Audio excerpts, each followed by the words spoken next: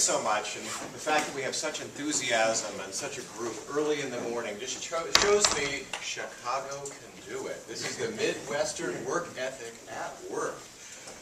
Well, I was asked to talk a bit about my experience as a physician, as a CIO, as a healthcare information exchange chair, but I wanted to start off with a personal story. Because one of the questions that you want to ask yourselves is, well, why are you doing this, and why now? My family comes from Racine, Wisconsin, interestingly enough. My mother Latvian, my father from the Czech Republic. They settled initially in Racine. And my grandmother, about 15 years ago, was killed by a medication error in Racine, Wisconsin. I mean, it's not Illinois, but it's pretty close. And why? Because she had, as many octogenarians do, multiple physicians. Those multiple physicians had no way of sharing her medication lists, and they thought they were doing the right thing, but ended up prescribing a cocktail for her that caused hypotension, stroke, and death. And that was purely iatrogenic, an e-prescribing network or a sharing of medication lists across just the Racine community. We're not talking New York and Los Angeles. We're talking North Racine and South Racine. Would have prevented that error. In December, my wife was diagnosed with breast cancer. She went to a local hospital. It turns out her PCP was out of network. I mean, purely assigned by our insurance folks some years ago, and had a diagnostic mammogram. Now, imagine a female who feels a lump and goes and gets a diagnostic mammogram and is then told, go down to the basement of the HIM department Monday through Friday, 8 to 5, we'll cut you a DVD, then you can drive it 20 miles into Boston, and then in a week or two you'll get a care team together who can kind of figure out what to do. That should not ever happen to any of our patients. And finally, the call that I received November 10th of last year, and the emergency physicians in the group, I know there are a couple who will appreciate this. Hi, this is the emergency department of Tourist Memorial Hospital, 4,000 miles away from Boston. It appears that your mother is septic because she has a gangrenous gallbladder. And your father is so stressed he just had a heart attack at her bedside. Now, your mom's in ICU 5, your father's in ICU 7. We have no idea what medications they take, what problems they have, what allergies they have, or any history. Can you help? Again, these are the sorts of things that just touch me personally that should never happen in our healthcare system. We actually in the United States don't have a healthcare system. What we have is a disconnected set of hospitals and clinics and labs and pharmacies that are delivering care, often too much care, a lot of redundant and wasteful care. And we hope with healthcare information exchange, with meaningful use, and everyone using electronic records, we'll get that safe, quality, efficient care we all want for our families and our patients. So today, I'll go through not only the personal why now, but the regulatory why now. I mean, we have a whole variety of federal, I'm sure you have state and local initiatives as well. I want to show you just a bit about what's going on in Massachusetts. Blessing or curse, Massachusetts is probably a microcosm of the healthcare reform that's to come in the next couple of years. The market is changing so fast in Massachusetts, it's just dizzying. I got a PowerPoint from my CEO last night saying, next job is to shrink academic healthcare, grow community, and build accountable care organizations across the entire Commonwealth. Okay, great. And so I'll reflect a bit on what we're doing to build the ACOs. We are one of the pioneer ACOs, and then talk about implications here. And of course I want this to be a dialogue. I'm sure there's going to be a lot of lessons learned on both sides. So in one slide, this is the next 5 years for all the people in this room. You thought it was hard to get through meaningful use stage 1. Well, guess what? We have, of course, 5010 that just occurred, ICD-10 around the corner, meaningful use stage 2, and while we're doing all of that, you've got a complete revision of the way our payment system works, whether it's pioneer ACOs and the notion of paying for quality rather than quantity, or the fact that if you have high readmission rates, you're not going to get reimbursed for that, or the fact if you have medical error, you're not going to be paid for that. There's value-based purchasing, and there's going to be more metrics and business intelligence, and consumers will make choice based on quality and outcomes. It is an unbelievable next 5 years. I mean, this just gets me tired looking at the slide, and the only good news I can tell you is, of course, Sibelius said, this ICD-10 time frame, well, it's actually not aligned with the rest of the program very well. Although we're all working on ICD-10, it turns out that it doesn't make any sense to replace the coding system that's used for billing and payment before we actually get our clinical documentation and all of that front-end data to support the back-end billing function. So I think what you'll see, and don't stop your ICD-10 projects, just recognize you'll have time to do additional preparatory work, a 2-year delay in ICD-10, and so we'll get to meaningful use stage 2, we'll get to the use of SNOMED and front-end structured data capture and clinical documentation, and then ICD-10 will have more of a back-end function. That's my guess. But the rest of this stuff is going forward on the timelines that you see. And sure, I mean, if we get President Santorum, you know, then you may get a few of the things delayed or changed, but I don't want to talk politics here. Okay. So, if we look at meaningful use stage 1, now, how many of the groups here have attested to meaningful use at this point? Okay, so you guys know the joy and the pain of doing it. What's most interesting about meaningful use stage 1 is not what people did, it's what they didn't do. Because remember, we had 15 core and then 10 of which you pick 5 menu set criteria. So the reason I say this is interesting is from a healthcare information exchange perspective, what you see is in stage 1, actually a lot of the healthcare information exchange activities were deferred. As menu set items, they weren't done. However, as you'll see, they are going to be required as core elements of stage 2. So that implies a gap. People were reluctant to do summary of care transitions. You can see that was 85% of those who have attested have deferred. Or sending syndromic surveillance, or doing a medication reconciliation. So as you think about your use cases for healthcare information exchange, you've got a gap to close of all these folks who didn't attest, yet are going to have to attest by 2014.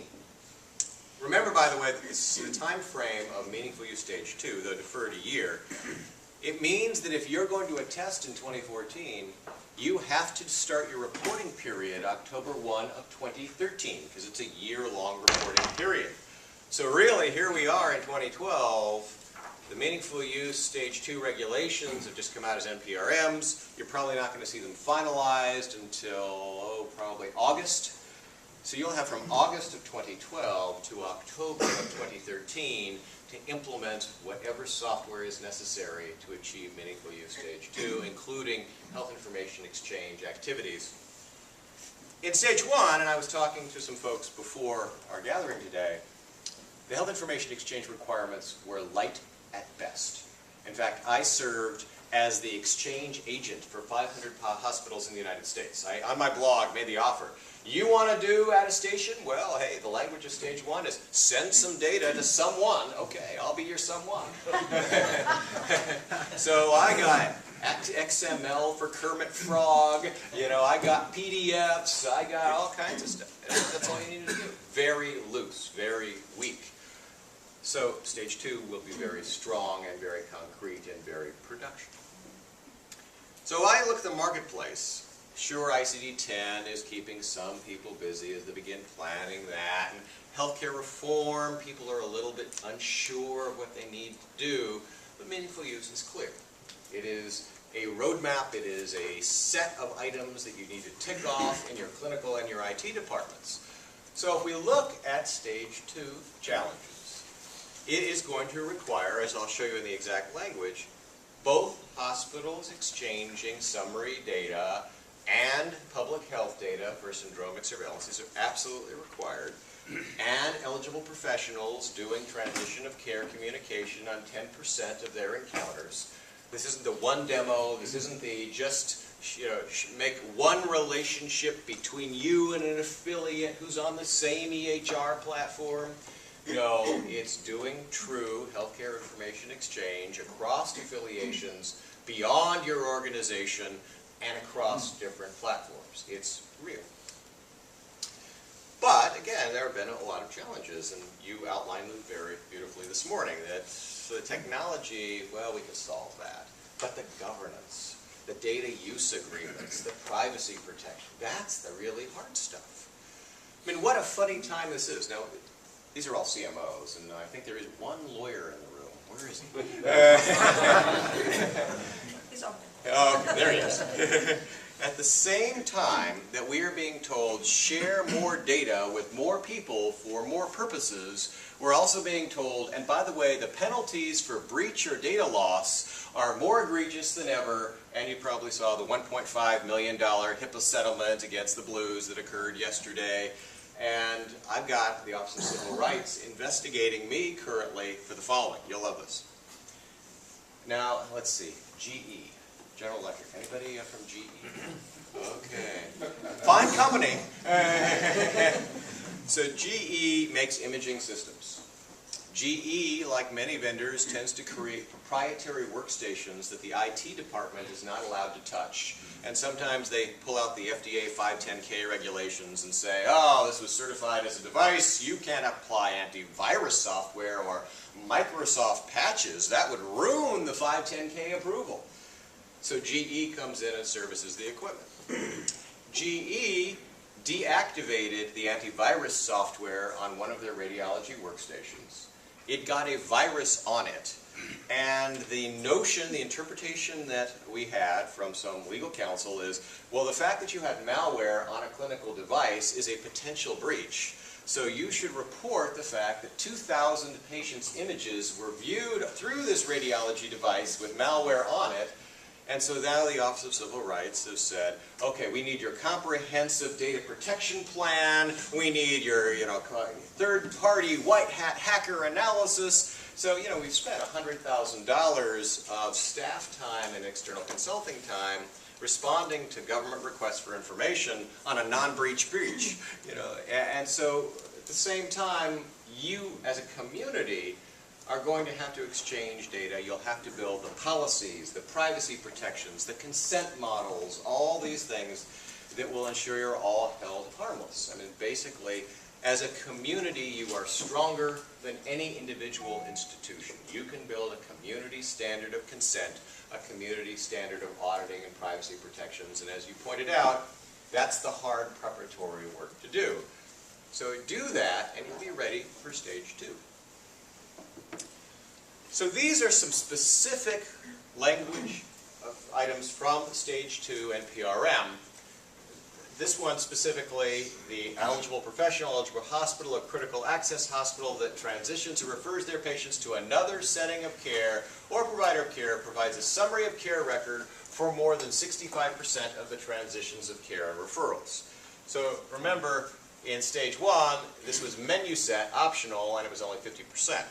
So assume that your software, whatever it is, and I recognize there's Meditech, there's Epic, there's Cerner, there's whatever it is, 65% of the time, it must produce an electronic transition of care summary record, and then it must, 10% of the time, electronically transfer that record to the next provider of care.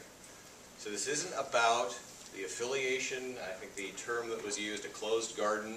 I have my hospital and 3 docs, and we're all, it's across Chicago. You have to, 10% of the time, ensure electronic transitions are done. This is real. It's not a demo. It's going to be a very strict requirement. And sending it to me is not going to help you at all. So I expect, although meaningful use stage 2 may have some refinement in such things as how image sharing is done and how patient and family engagement is done, I actually don't think that these are going to be radically changed. So I think you, for the first time, have a regulation that makes the case for health information exchange. as CMOs, I mean, you know, we need to do this for patient safety and quality. We need to do it for care coordination and population health. But now it's a regulation. You gotta do it. Yes? Is there going to be movement in the committee to remove the assumption this has to be a peer-to-peer transaction between certified EMRs with no intermediaries?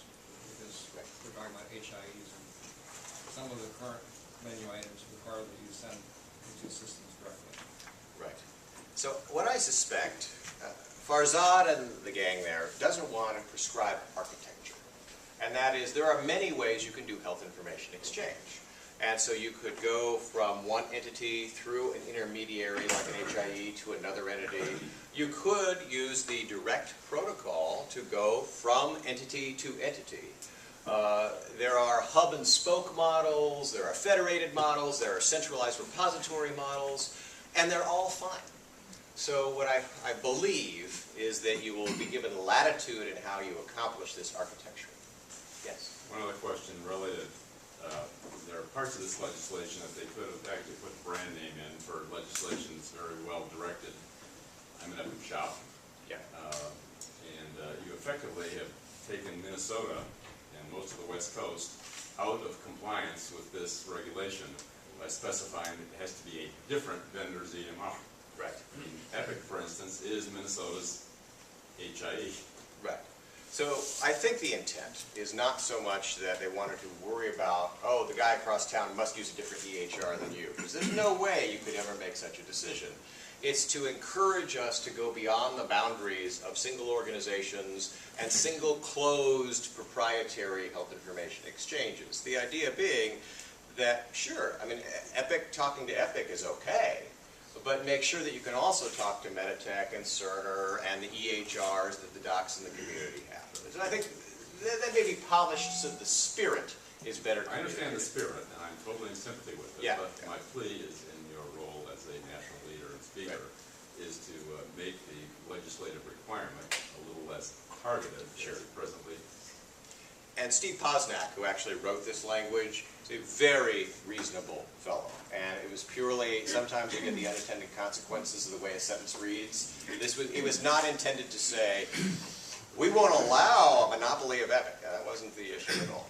Well, and part of it is also because of the spirit of being information, needing to follow the patient wherever they go for care. I think it's just a recognition that we know the consumers are very mobile. And so we can't assume that they're always going to be in one geographic area or system. No, the concept of sharing is great. Sure. The onerous burden of specifically excluding a large part of the market is onerous. Oh, absolutely. Now, just to mention this first point, which is not specifically requiring a health information exchange, but very much empowered by one, and that is to the extent that you want to automate medication reconciliation workflows across the community, it is really challenging for an orthopedist who sees 50 patients a day who are on 17 cardiac medications to provide a medication reconciliation for that individual in an EHR during the visit.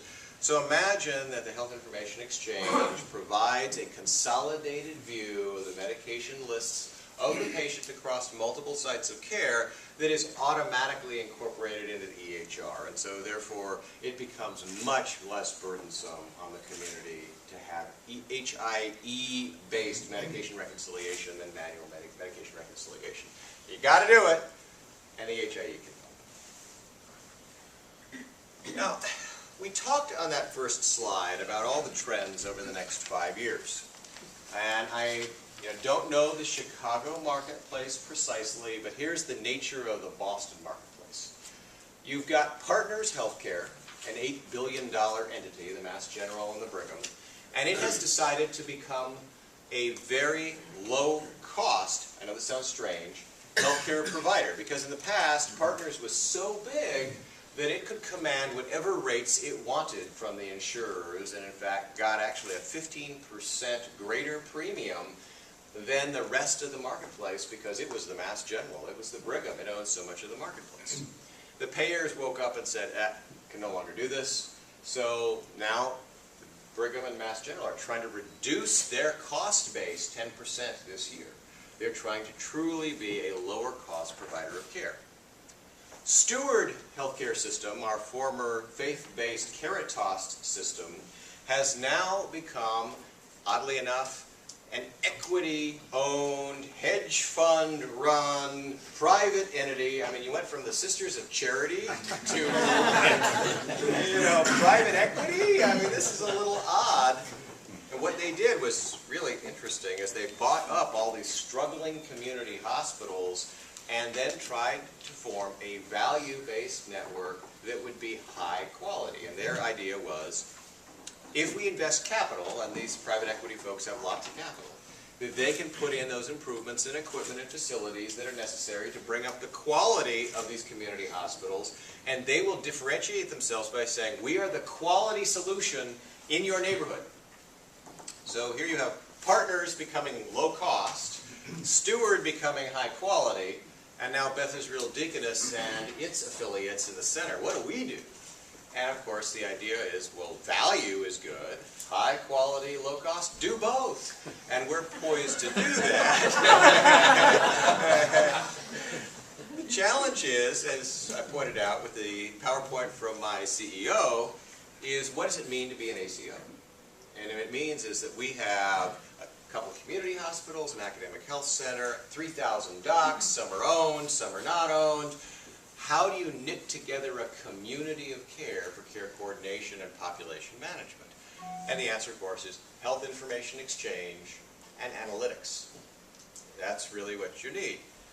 And so you can't really manage care across the community because you can't really guarantee 100% of your patients are going to go to one facility and use one EHR. I know it may feel that way, but I mean, what we see is about 25% leakage. No matter what you try to do, people are going off to other hospitals and specialists and emergency visits and all the rest.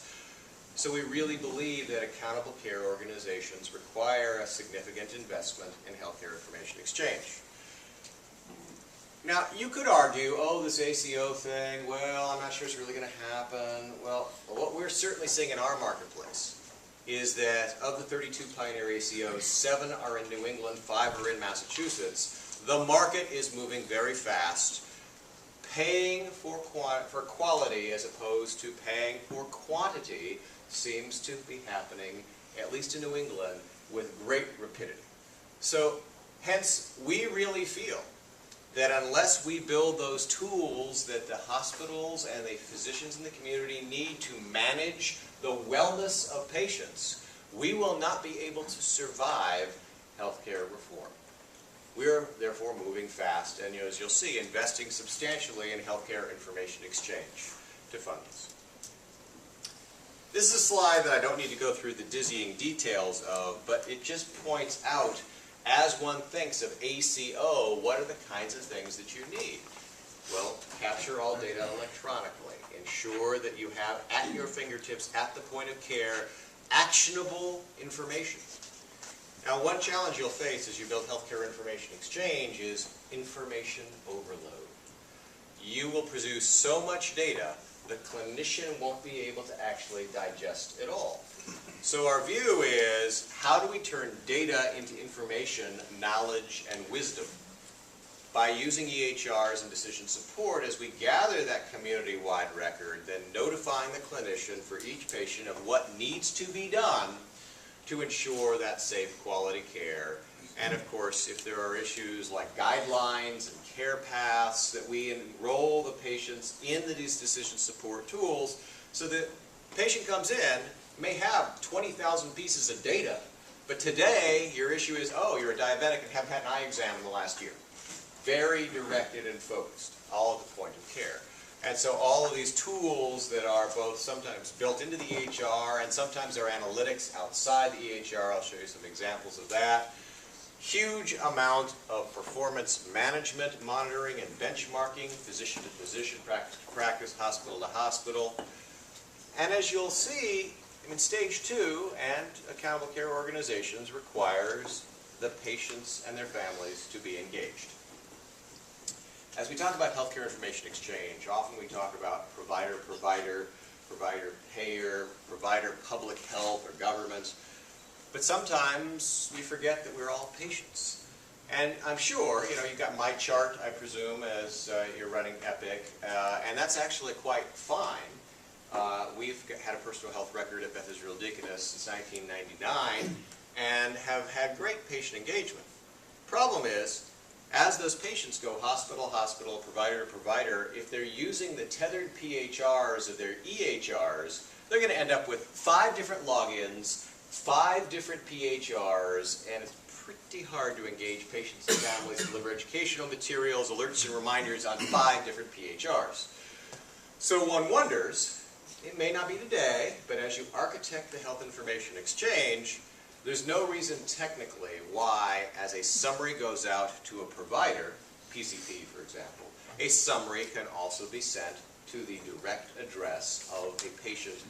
So of course they'll still use, they can have access to my chart, and that's all great, but if they had one place where you could knit together the data by sending it to a place like Health Vault, because you do have Microsoft as a partner, Health Vault is able to receive a direct message using the standards-based protocols that are part of Meaningful Use Stage 2, and it works today.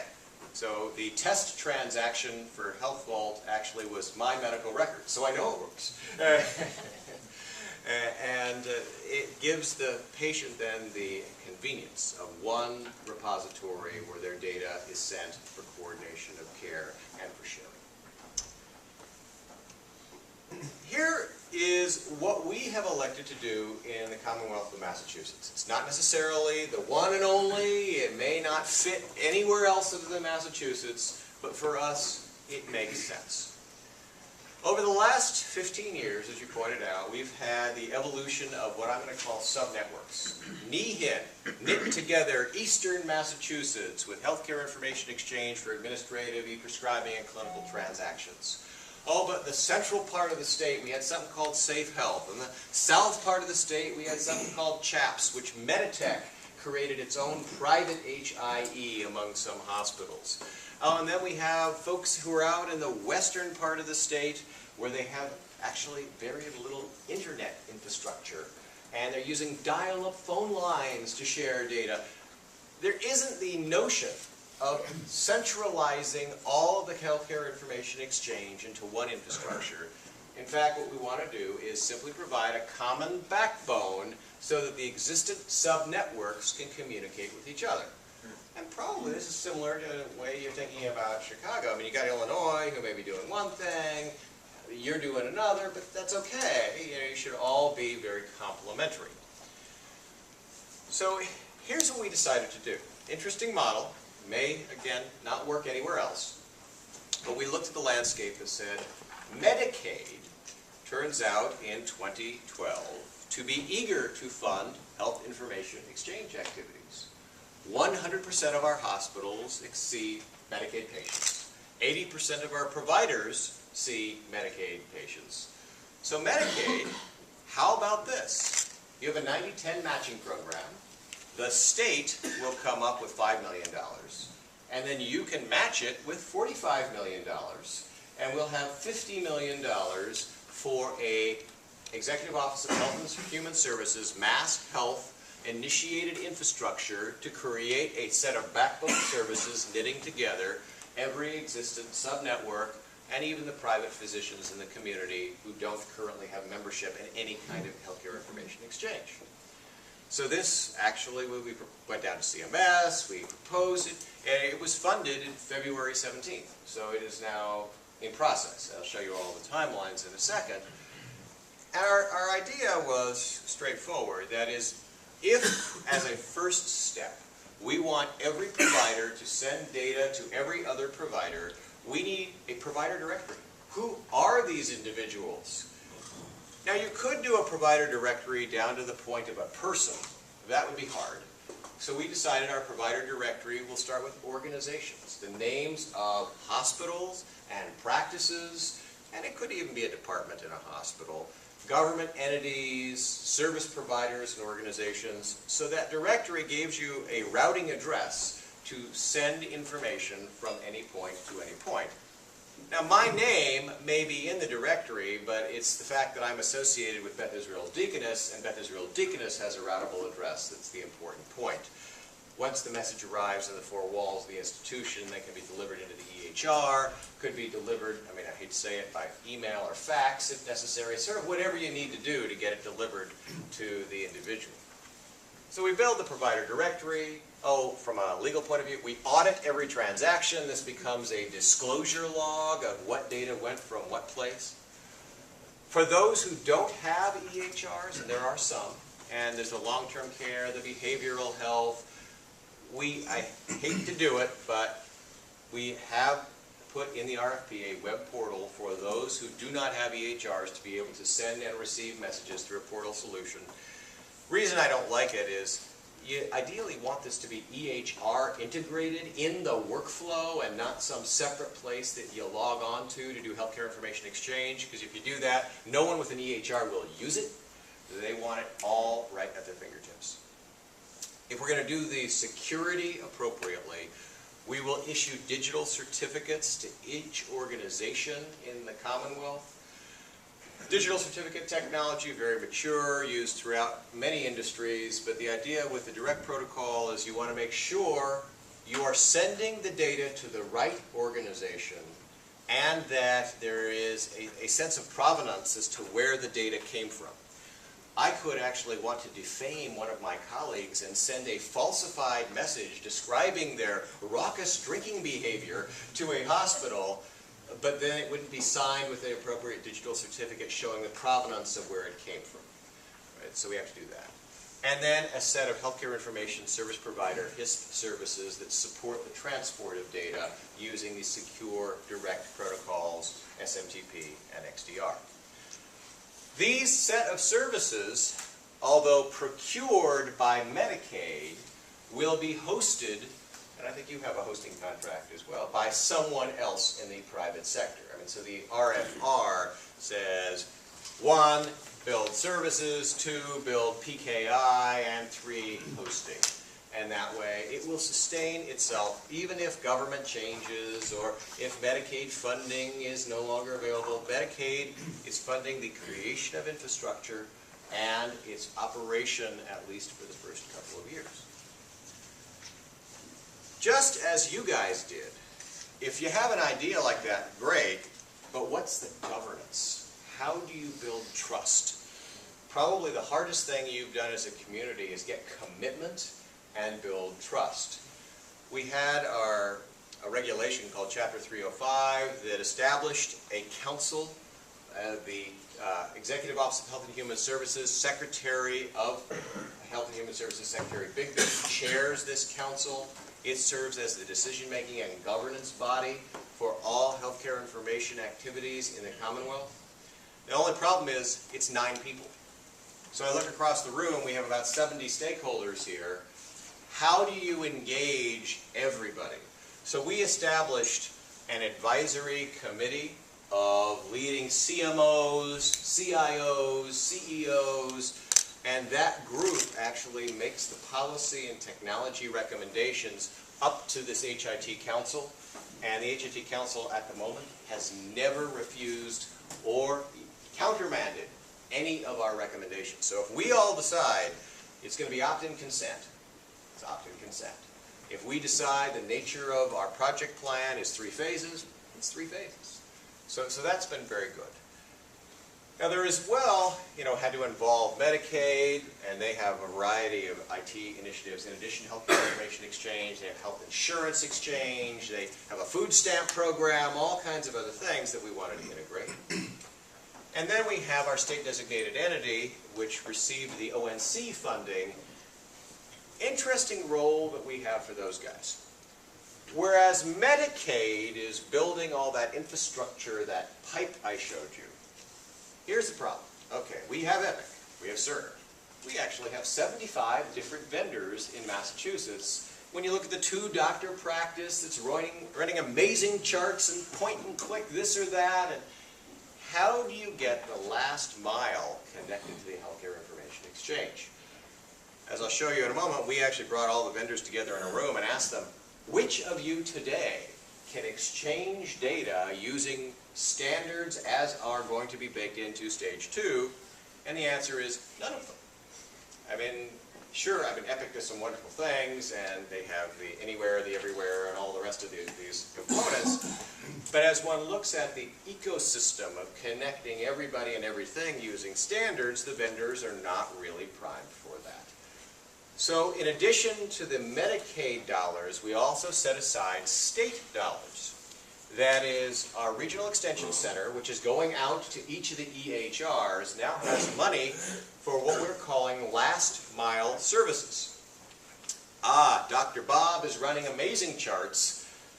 There is money to now go to Amazing Charts and procure the interface for all Amazing Charts users to connect to the state level backbone.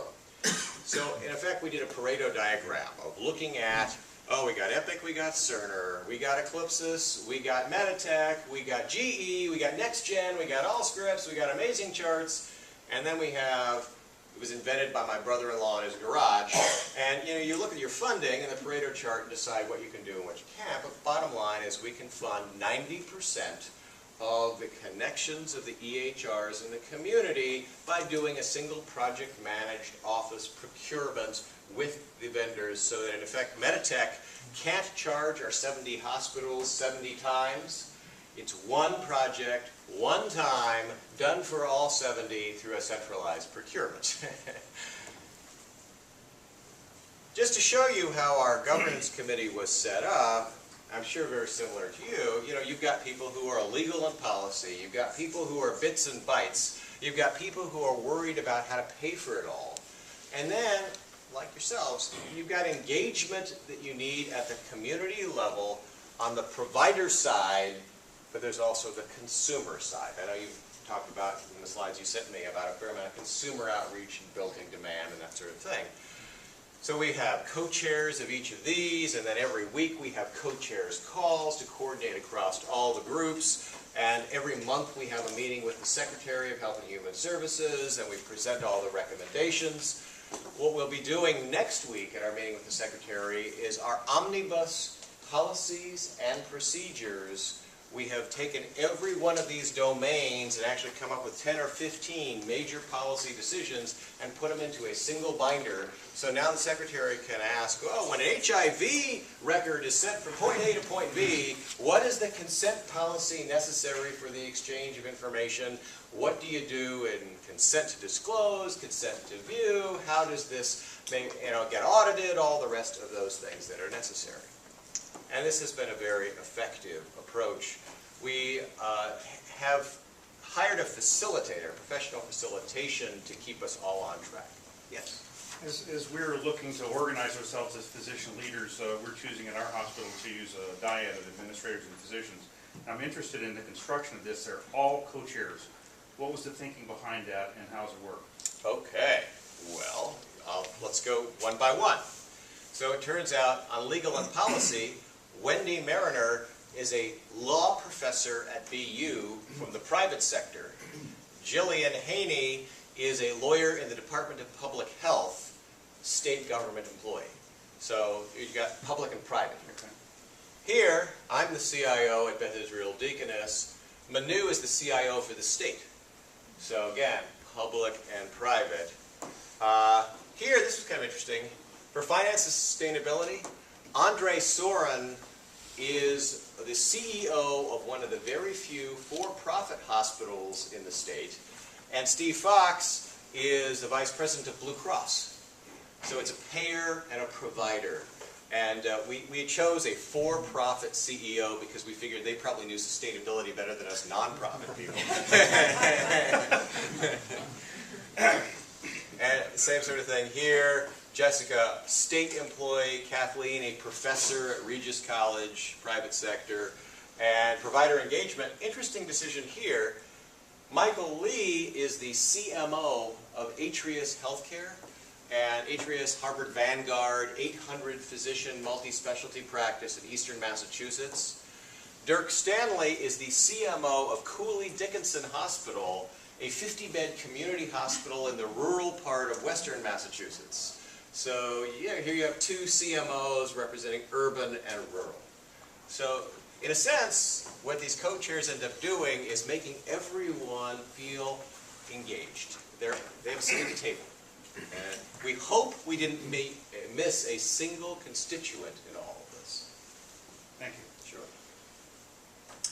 So again, funding-wise, we've got state funds, we have ONC funds, we have challenge grant funds, we have Medicaid funds, and for the finance and sustainability point, we know that Medicaid won't fund the doc in the community who doesn't see Medicaid patients. So we did have to come up with a small amount of private funds, effectively charging subscription fees to those physicians in the community that don't see Medicaid patients. But across 7 million people, coming up with $472,000 on an annual basis was not hard. You mentioned NEHEN. NEHEN, as a sub-network, has an operating budget between $6 and $8 million a year and has since 1998. So people are willing to pay for healthcare information exchange. A quick comment about this. Again, over the last 15 years, have decided transaction fees are bad. Transaction fees for healthcare information exchange are a disincentive to sharing data. Well, I'd look up Mrs. Smith's record, but I'm going to be charged $2.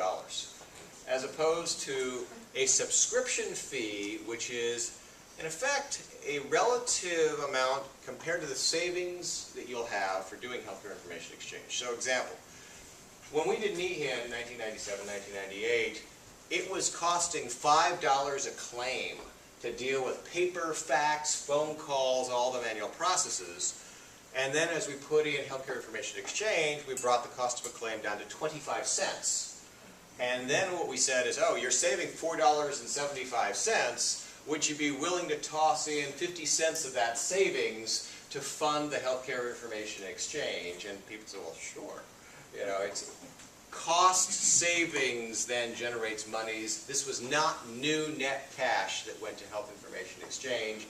And so subscription-wise, a community hospital may pay, $20,000 a year. Blue Cross, as the largest insurer, may pay $250,000 a year. One-time subscription fees, consume as much as you want. And that has sustained us now for 15 years. So in deciding what to do, this was a hard question. So you as CMOs, I'm sure you could get together and say, what are the value-added use cases for health information exchange? I've pointed out there's the patient safety issue, and there may be some regulatory issues. They're stage 2, accountable care organizations. We asked ourselves a couple of questions. What is doable with the existing technology today? What is doable with the policies that we have today? So you guys have actually chosen to do some very hard things. We decided that, for example, sending data from point A to point B is no different than today's fax-based workflow. Everybody knows pretty much.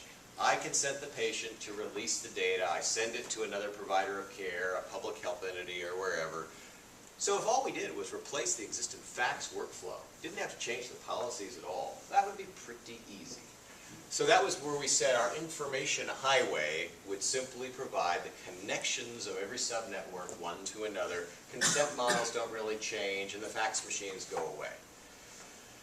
Then as you've done with Microsoft and Halamka, we do see that the obvious next step is data aggregation for analytics, for decision support, for novel applications, quality measurement, and these sorts of things. So second step is making sure that we have, whether it's immunization registries, syndromic surveillance registries, the various kinds of quality registries that we need for our accountable care organization activities, alternative quality contracts, etc. And then you've already bitten off this really hard one, the search and retrieve, which I will call the famous, for the emergency physicians in here, unconscious in the emergency department use case. I show up unable to give you any history, but I have a wallet that has my name and gender and date of birth, and now you can go to your EHR and register me and pull data from every place in the community where I have consented to disclose it. And you can imagine, the reason this is hard for a lot of reasons, but I'm sure your laws in Illinois are much more informed than those in Massachusetts. So it turns out my record, I have almost nothing interesting in my medical record, but let's imagine a medical record is comprised of standard care. You got a flu shot, you had a cold, whatever. Then there's the mental health care, that treatment for depression at the McLean Hospital. Oh, and then the substance abuse issues, the Betty Ford Clinic visit. Oh, then the sexually transmitted diseases, right? I mean, you could go through and say, we can stratify or segment a record into areas that may have special consent provisions. In our state, I mean, this is a law that I've tried to change. At the moment, we haven't successfully changed it. HIV data is treated in such a special way, it almost makes health information exchange impossible. Which is, not only does the patient have to disclose, consent to disclose, that's reasonable, but there is an episode of care-based consent to view. So wait a minute. I've said, disclose my full record at Beth Israel Deaconess. Now you show up in the emergency department, and you can't even view the record unless I've consented again. And it's a little bit odd in a segmentation problem. So I wrote a blog about this recently. Imagine that my medication list has things on it like, lisinopril, Lipitor, AZT. Oh, okay, well, you could build a restricted drug list that strips out the AZT but shows the Lipitor and the lisinopril. And the problem list says high blood pressure, hypercholesterolemia, HIV. Oh, you could probably build a filter that pulls out a problem based on ICD-9, 10, SNOMED, or whatever. But then you have a text note. And that note says something like this. Dear Bob, hope you and your partner had a great weekend in Provincetown. Hope the cough is better and the Bactrim helped. Okay, the word HIV doesn't appear in that sentence, but yet you could read Provincetown turns out to be the zip code in the United States that has the greatest density of same-sex households. Okay, what do you do? Natural language process every sentence and every note? It's just imperfect. So what we hope is that, by the time we get to phase 3, because this is 2012, this is 2013, this is 2014, that we will have some refinement to the regulations that make the pull data from everywhere and show it for a consolidated view a little bit easier. There are other technical problems that you guys, again, are already addressing that's hard here, like patient matching, name, gender, date of birth, zip code, probabilistic matching. We have done this, but you run into some challenges. So, is anyone here from Boston, any chance? Okay, well, so it turns out that, I'm sure this is true in Chicago, there isn't random demographic assortment in Boston. And it turns out, South Boston turns out to be a place where Irish Americans have tended to settle in a fairly dense way. And so we had a situation where Maureen Kelly, in the zip code South Boston, born in 1951, shows up for care. And so do as we may with initiate.com and sophisticated probabilistic matching algorithms, it turns out being from South Boston and having the name Moira Kelly or Maureen Kelly is like John Doe. I mean, it's just, right? There are 5 Maureen Kellys born September 1st, 1951 in the zip code of South Boston. And oddly enough, they have very similar medical problems.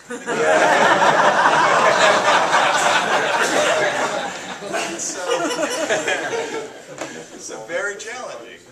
So hence we phased it in those 3 ways. So what we ended up doing was saying, based on what we can do technologically and policy-wise, who are the stakeholders, what are the use cases, and so we said, well, for the hospitals and specialists and plans and long-term care and quality and public health, we'll do referral consult, admission notification, discharge summary, lab order results, death notification, universal transfer form, some public health transactions. All of that's very easy to do with pushing data from point A to point B. And then by the time you get more to the aggregation, where you have gone with Amalga, then you can start doing alerting based on the aggregation of data that you've done, quality measurement, and offer some additional services to support that. And then as you get to phase 3, you then get into that I can pull the data in the emergency department for anybody with appropriate consent tracking at a state level. So we ended up doing a procurement for a variety of services. And let me just quickly show you what those services are. So we said The EOHHS folks will procure provider directory, a public key infrastructure.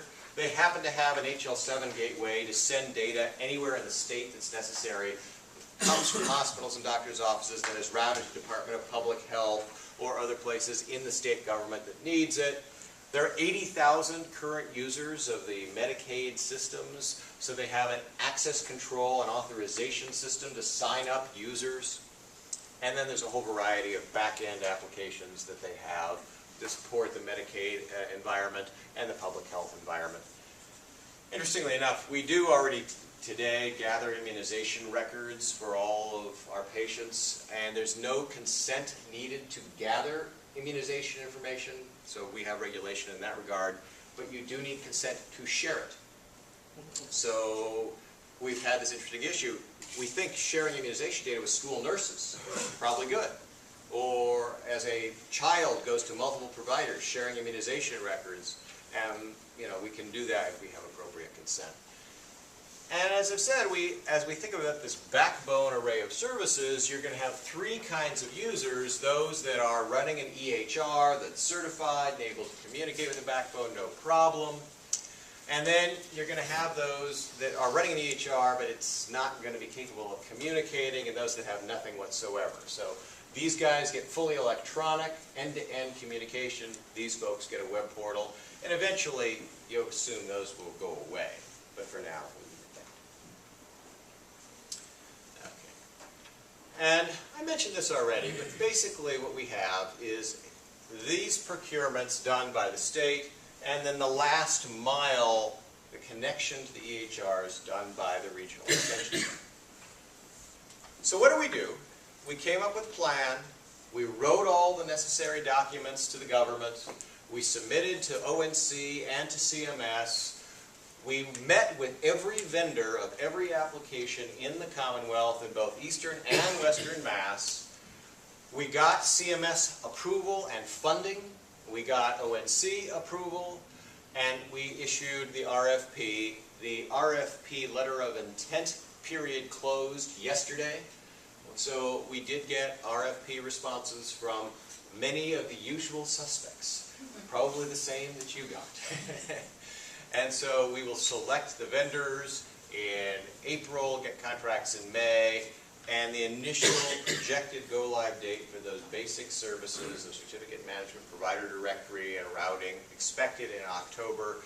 And then we have some challenge grants. Those challenge grants involve some Department of Public Health, decision support, and connecting long-term care and behavioral health with some interesting integration engines. Now, this is the interesting one from a Microsoft and CSC standpoint. So we gathered all the vendors together, and we actually issued a series of questions. I could send you the actual questionnaire. You'll find it interesting. What standards do you support? How many live production systems do you have? How many transactions are being used in clinical care today? And every one of the vendors wrote these glowing, oh, it's live, it's installed, it's in production, we're saving lives everywhere, it's wonderful. I have a stack of paper this tall from all the vendors, and I'm talking about the GEs and the Epics and the Certers and the, etc. But then we put them in a room, and it was like a 12-step program. So, my name is Judy, and I run a... No, hey.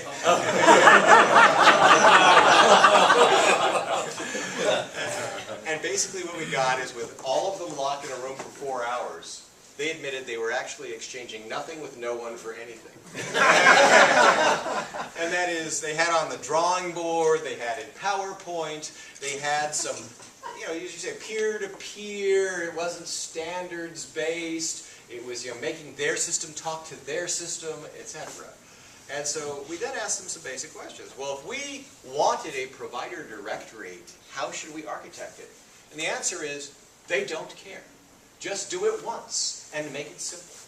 And so we decided we'll create a simple web-based, queryable, with XML exchange, not a web page, mechanism at looking up an organization or a provider and understanding their affiliation and their direct address. And a straightforward way of getting a digital certificate, as the direct protocol suggests. And basically the vendor said, as long as you give me a simple implementation guide, I do it once, I do it the same for everybody, I'm cool. And so each one of the vendors agreed that if we had this managed procurement, where they do it once for everybody, they would be fine with that. The standards that the Standards Committee put in Stage 2 are pretty good, and they're certainly a lot more specific than Stage 1, but there's still some ambiguity that we continue to work on, and the vendors have said that's fine. Massachusetts can pick some solution if there's ambiguity, and we'll build it. So, lots of variation, lots of promises, and an agreement to work with us going forward. So let me show you from a CMO perspective what we've already put into production at Beth Israel Deaconess that is our mini health information exchange that happens to use the NEHEN network. So as I mentioned, my CEO said, of course, the statewide health information exchange connecting everybody for everything in 3 phases, all wonderful. But we're now a pioneer ACO, and we need to manage care across the community, we need to make decisions, we need to measure quality, and we need to do it now. And this needed to be up, in effect, a couple of weeks ago. And the good news is it did go live in September of 2011. This is one of those fun things. As CMOs, sometimes you have to decide to skate where the puck will be, because you don't really know. So luckily, a couple of years ago, we all thought, oh, we'll probably need some data aggregation, some quality metrics, let's start building it. So what we decided to do is as follows. Blue Cross, now is Blue Cross here? Okay. Blue Cross had this problem. It had too much money. And it had to actually give some away or lose its charitable status. And so in 2005, they funded a pilot project in Massachusetts to build EHRs in 3 cities and to build a quality data center to aggregate data from those 3 cities, Brockton, Newburyport, North Adams. We leveraged that existent infrastructure, which had a wonderful schema for gathering quality metrics for Beth Israel Deaconess. Because our problem, probably similar to you, is with a community hospital and an academic and with 300 disconnected practices and with a HEMONC center and all the rest, a couple different EHRs, lots of different practice styles. There was no way to do any vendor-based aggregation of data. We had to become vendor neutral. So what we said is, well, let us insist that eClinicalWorks, GE Centricity, and some other software applications generate a common file after every encounter that puts in enough transition of care information that we can compute the PQRS indicators, the meaningful use measures, the ACO measures, the alternative quality contract P4P measures.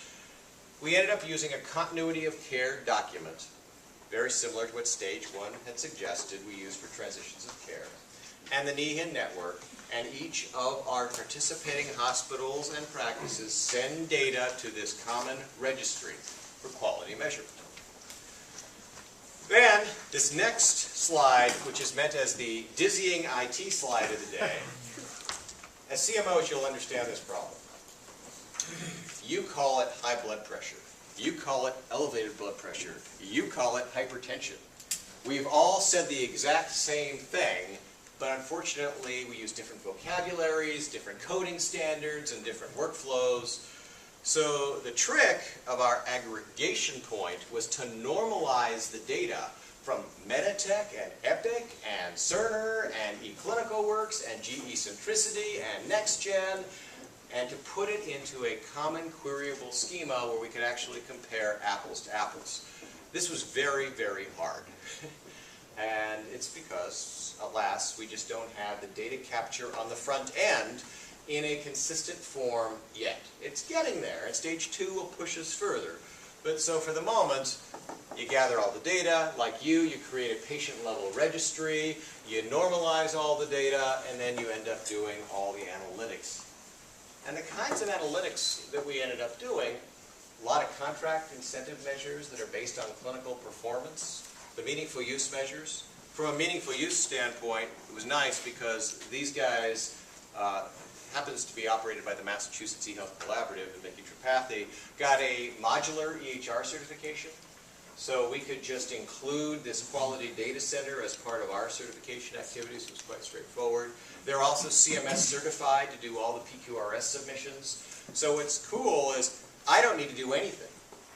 Doctors just enter their data in their EHR, and then magically all their measures are computed for them, all their quality reporting is done, all their government submissions are done as a service.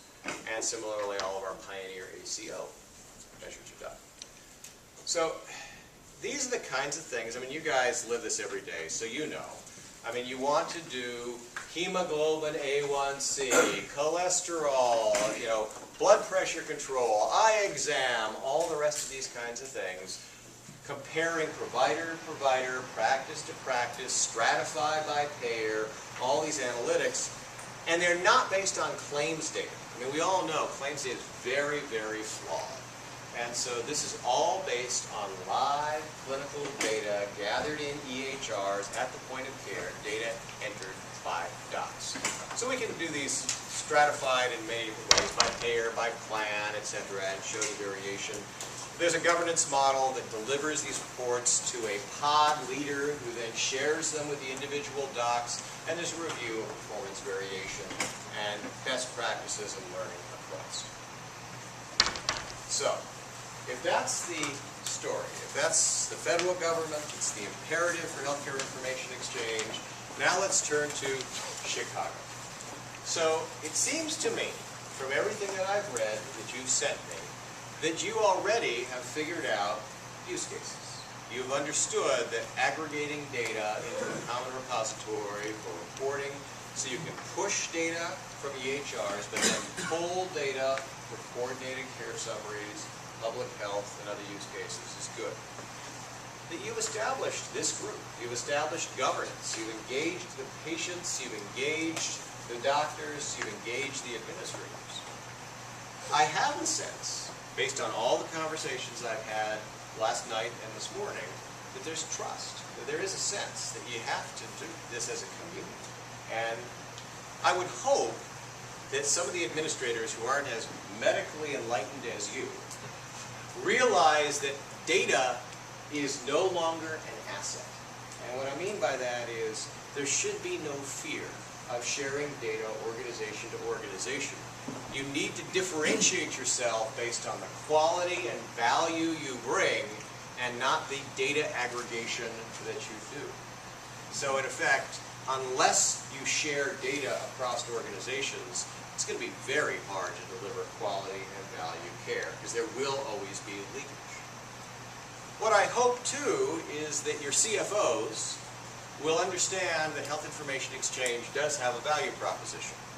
Now, I know this is always very dicey, because you've heard the, oh, we'll put in a PACS system for $10 million and think of all the film we'll save. Well, I've never actually encountered a PACS system that costs less than the film that was originally used. So the value proposition I'm talking about is the fact that you can avoid that unnecessary hospital readmission, that you can avoid that redundant MRI, you can avoid some of the things that in the future will just not be reimbursed at all in a value-based purchasing model.